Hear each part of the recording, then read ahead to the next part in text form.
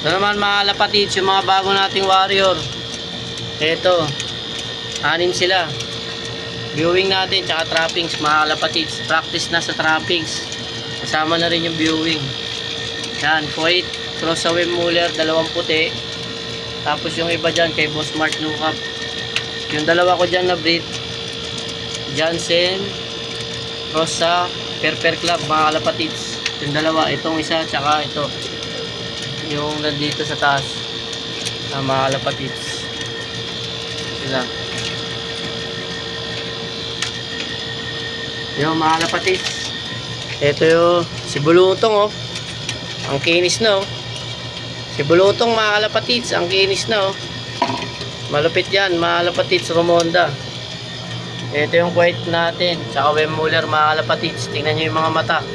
Pag kulay puti ang kulay, di ba mga kalapatids, ang mata is ano, black. Ito rare yung mata.